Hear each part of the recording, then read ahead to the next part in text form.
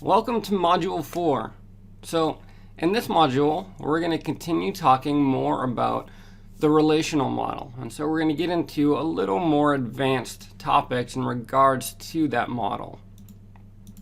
So this first segment that we're going to talk about is we're going to talk about creating and using a view. And so all we really mean by a view, whenever we create and use a view, is just essentially a query. And so we've done many queries by now, both with the QBE design view and just writing SQL statements. And so no matter which way that we're creating our query, whether it's through the design view tool or whether we're writing just simply straight SQL statements, those create views and those get stored as SQL statements, even if we use the design view. And so when we talk about creating and using a view, that's essentially all we're talking about. It's just a query. It's just giving us a view into the data that we've requested. And so when we do that, we're not creating copies of the data. We're just kind of taking a glimpse or a view of the data that we request. Basically, we're just essentially filtering out all of the things that we don't request. And this is important because when we're using views and we try to modify, add records, modify, delete, whatever the case may be, then we are actually affecting the real data underneath that's stored in the tables. So the views, not a copy of the data, they're just giving us a window of the real data that's stored in the table. And that's important to know because we can modify or change that data through the views.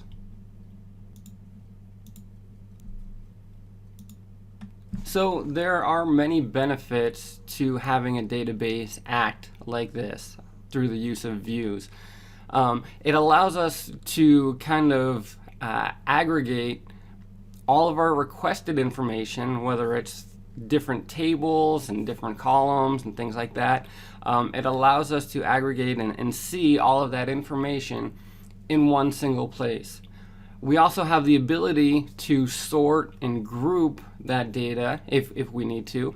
We can also create those calculated fields that we've done before, so we can modify the view to fit whatever it is that we're trying to see without actually changing that data underneath.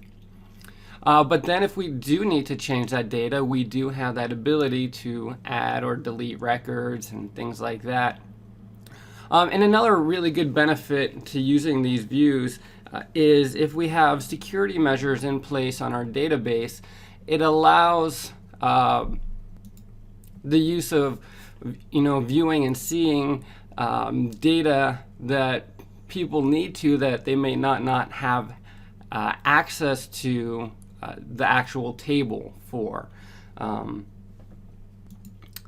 In a corporate environment, you're not going to want to have everybody have direct access to the database and the table so that they can just modify it and things like that, especially if you have sensitive information in there, PII and whatnot. So this kind of allows people to retrieve the information they need without having direct access to that specific information and specific tables.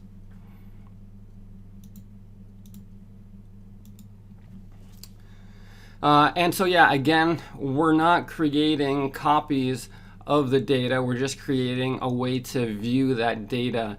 And that's important to really understand because we can create as many different views as we want and we can customize them however we want. So if every time we did that it was creating copies of that data, we would have a lot of duplication.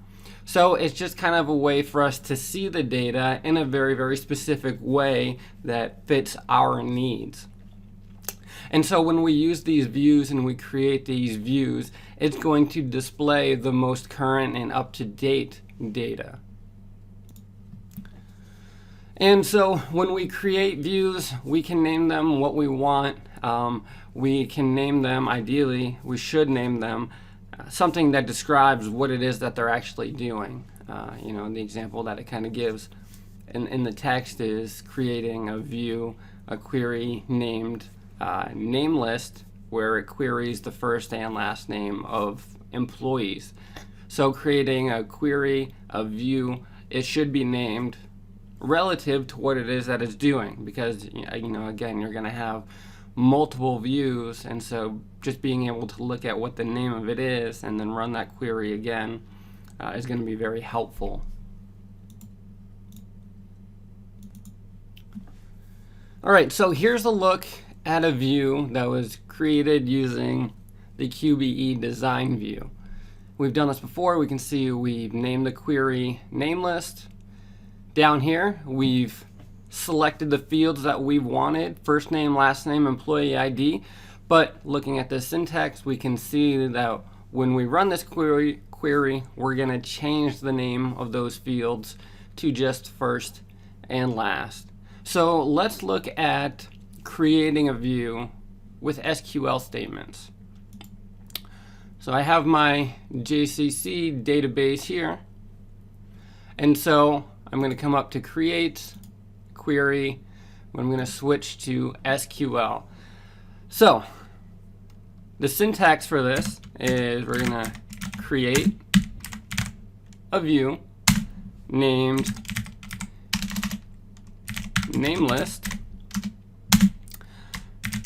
and then we need the keyword as after it, which seems a little weird, but that's just the way that the syntax is for this. And then we're going to select first name and last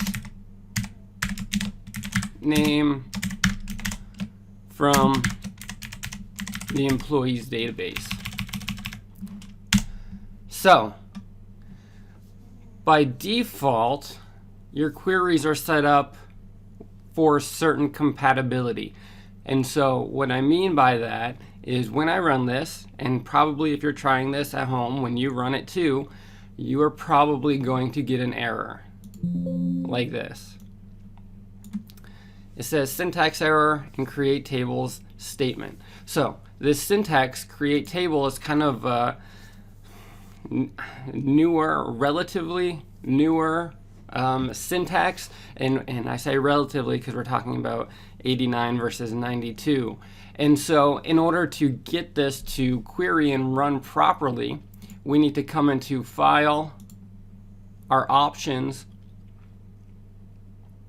Underneath our options, we have Object Designers.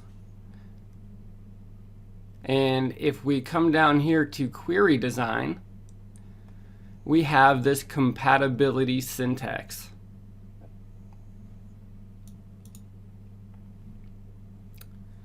So we can see this compatibility ANSI 92. This is the newer syntax. So we're going to want to check that, and then we can check to just have it be turned on for any time we create a new database. So I would recommend doing that. So then we hit OK. It's going to give us a message saying that we're choosing to alter the SQL syntax that is going to get interpreted by the database. That's exactly what we want. It's going to give you a warning because a change in syntax means that it could essentially alter your queries that already exist and things like that. So, all right, so now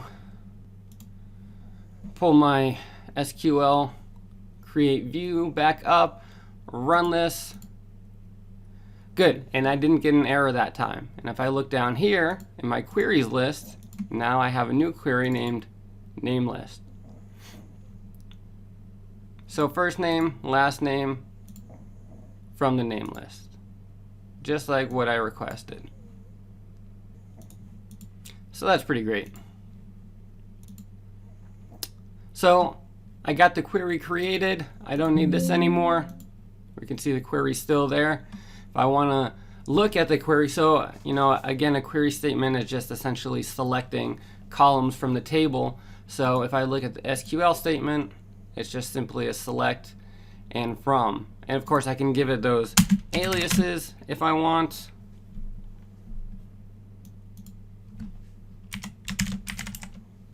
Oops, not typing. As first and as last. So now when I run this, now my column names have been changed. Good. So very similar to how we've done it in Design View, just using the SQL statements. So actually, the last thing I want to point out in this segment, when we're doing the aliases, you may notice that it looks a little different. I now have included these square brackets. That's because we've just changed the query compatibility. So as a result of updating that syntax, now when we run our query with an alias, we have to provide it with those brackets, where previously, before we were using the ANSI 89 compatibility, we didn't provide the brackets. It looked like that. So just something to keep in mind, and just one of the minor differences between the two compatibilities. So good. So I hope that was informative for you guys, and we'll see you in the next segment.